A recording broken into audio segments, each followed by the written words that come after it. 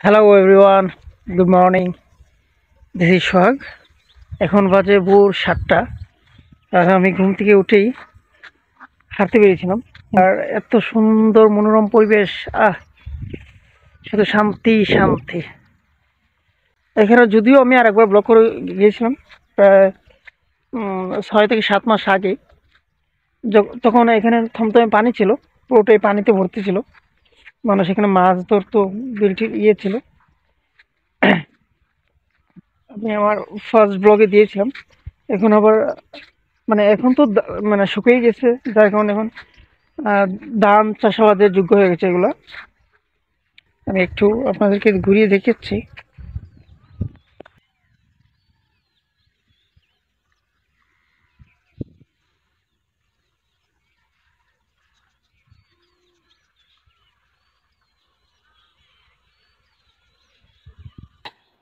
First of all আমি বলে রাখি,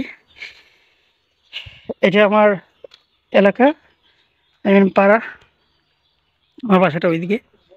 আর কথা হচ্ছে, এই সেই ঐতিহ্যবাহী ঘর আমাদের ফ্রেন্ডস স্টাফের বা ফ্রেন্ড বেল্টের বলতে পারেন। এই জায়গায় থেকে যতগুলো মানুষ ছিল, এই ঘরে বসে আড্ডা মারতাম আমরা। যতগুলো মানুষ ছিল সবগুলো মানুষ আজকে প্রতিষ্ঠিত। কেউ আমেরিকা, কেউ লন্ডন, কেউ ইটালি। কিন্তু এই ঘরের যে মালিক, সেই জায়গায় আমি, এই জায়গায় আমাদের আরেকজন আছে।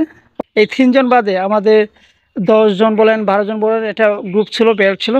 সবাই এই ঘর থেকে বাইরে গেছে। আশাবাদী, দেখা যাক সামনে কি হয়। আমাদের বড় ভাই, কি অবস্থা ব্রাদার? ও সরি, আমি আসলে, হ্যাঁ, আমি আপনাদেরকে বলে রাখি, আপনার এই জায়গায় দাগটা দেখতে পাচ্ছেন, বসন্ত হয়েছিল 2 দিন আগে। এছাড়া অসুস্থ হইয়া বাড়িতে ফিরে আসছিল, যদিও আজকে আবার চলে যাবে। আজকে মোটামুটি সুস্থ আছে। এর মধ্যে হচ্ছে রতনদা, অস্থির একটা মানুষ। ও থাকার কারণে আমাদের অনেক হেল্প হয়। আড্ডা বলেন, এই বলেন, সে বলেন। যদিও এরকম কারো ঘরে এরকম আড্ডা দেওয়ার জায়গা আমাদের নেই, আর আড্ডা থাকলেও দিতে পারতাম না, শুধুমাত্র দিতে পারি ওর জন্য। ধন্যবাদ রতনদা। হ্যাঁ, কী অবস্থা বলো? Good morning. যাই হোক, ধন্যবাদ। এখন আমরা চলে যাবো দোল রোডে। দোল রোডের পর্যটন এলাকা আমি আপনাদেরকে ঘুরিয়ে দেখাতে চাই। বলেন।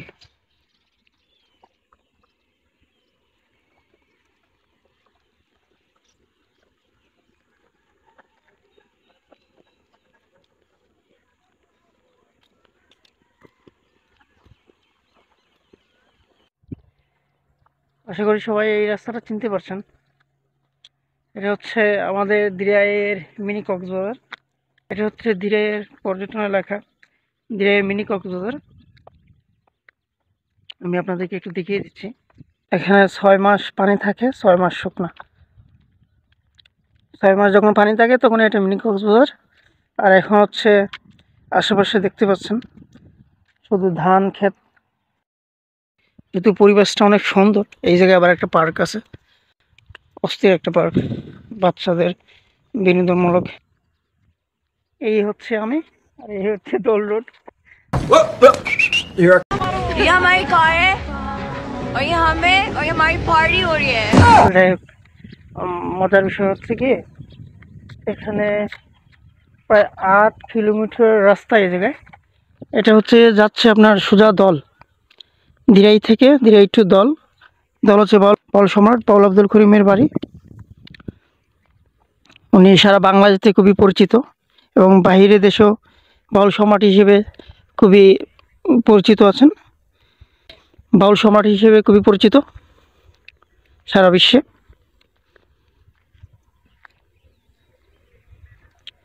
এত সুন্দর মনোরম পরিবেশ, কি আর করার, আজকে কেউ নেই বলে একা একাই হারতে হয়।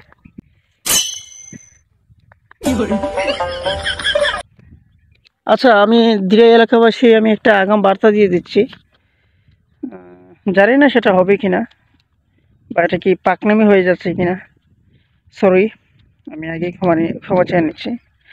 এই জায়গা হচ্ছে দিরাই, এই যে হচ্ছে দিরাই আলোর ভবন। আর ওই, আমি যদি একটু দূরে লক্ষ্য করি, এই জায়গায় মহিলা কলেজ দেখা যাচ্ছে, মহিলা, সরি, টেকনিক্যাল হোস্টেলটা দেখা যাচ্ছে। আমি আশাবাদী যে এই জায়গা পর্যন্ত, এই জায়গা থেকে সোজা আমার হাতের দিকে থাকবেন, এই জায়গা থেকে সোজা যতটুকু গেছে এতটুকু লাগাতে আমার মনে হয় না আগামী 2035-এর ভিতরে এগুলা এভাবে ধান ক্ষেত থাকবে। অন্তত পক্ষে এই পাশে, ওই পাশে আমি জানি না কি হবে, যদি এই পাশে এখন পর্যন্ত কোনো কিছু হয় নাই। কারণ এই জায়গায় তো 6 মাস পরে পানি চলে আসে। বৈশাখ, সামনে বৈশাখ বলে রাখি আর কি জিনিস, সামনে বৈশাখ পরে পানি চলে আসবে, তখন তো এগুলো আবার ডুবে যাবে। কিন্তু ওই জায়গাতে মাটি ভরাট করে মানুষ বাড়ি ঘর তুলতেছে, সামনের থেকে আর মনে হয় না এই জায়গায় ধান টান কোনো কিছু থাকবে। এই পাশে অন্তত পক্ষে, এই কোনোভাবে বলতেছি না, এই পাশে 2030-35-এর ভিতরে টেকনিক্যাল হোস্টেল আছে না, ওই পাশ বরাবর রাউন্ড দিয়ে আর মনে হয় না ওই জায়গার খালি থাকবে। আর এই জায়গায় খুব সুন্দর মনোরম পরিবেশ, হাঁটলে শুধু হাঁটাই মন চায়, বুঝছেন? ও,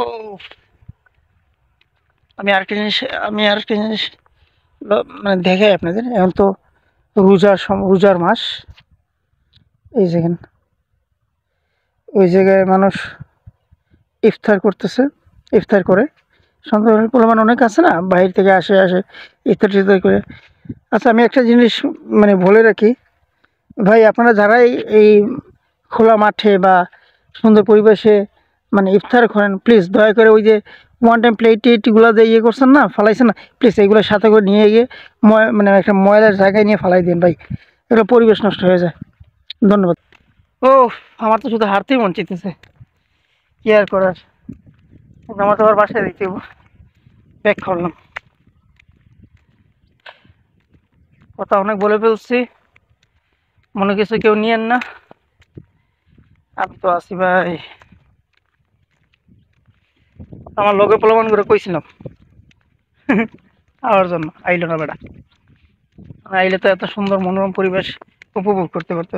পোলাপান সকাল ঘুম থেকে উঠে 12টায়, আমি আমি বেচারা সকালবেলা উঠে কাজ আছে রে বাবা, আমার তো সকালে উঠতে হইব। এত সুন্দর মনোরম পরিবেশ নিজের আর কন্ট্রোল করতে পারলাম না, এই জন্য চলে এলাম। ও,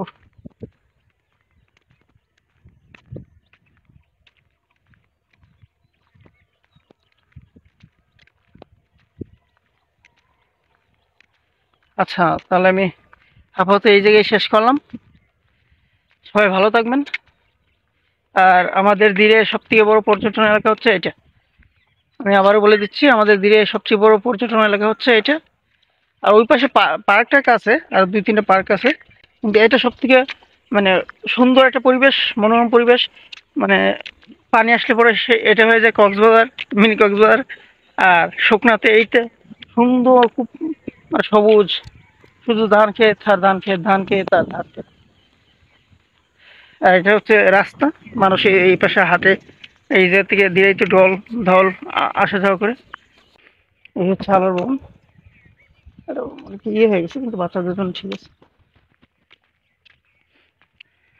আপনারাও দিরাই আসলে দিরাই দৌড়ে আসবেন এবং সব কিছু ঘুরে দেখবেন। আমি আশাবাদী যে আপনাদের খুবই ভালো লাগবে। এত সুন্দর মনোরম পরিবেশ ঠান্ডার দিনে, খুব আরামদায়ক একটা ইয়ে। আর কয়েকদিন পরে বৈশাখ, এই জায়গায় মানুষ এখন তো ফাঁকা মানুষ দেখতেছেন, কিন্তু 1 মাস মানে সামনে বৈশাখে পুরোটাই ইয়ে হয়ে যাবে, মানুষ ভর্তি হয়ে যাবে। কারণ আমি আপনাদের একটু ঘুরিয়ে দেখাচ্ছি, কারণ কি এই জায়গায় তো মনে করেন যে বৈশাখ শুরু হয়ে যাবে, ধান টান ইয়ে করতে হবে, কাটতে হবে, বাহির থেকে মানুষ আসবে, মানে আরও বিশাল, মানে খুবই ব্যস্ত থাকে মানুষ। আর যারা বাহির থেকে আসবেন, এই জায়গায় আসবেন, সুন্দর মনোরম পরিবেশ। আমি পুরোটা আপনাদেরকে দেখাতে পারলাম না, এর জন্য দুঃখিত, সময়ের কারণে যতটুকুই পেরেছি ততটুকুই দেখানোর চেষ্টা করেছি আপনাদের। ধন্যবাদ। সামনের ব্লগে আবার দেখা হচ্ছে।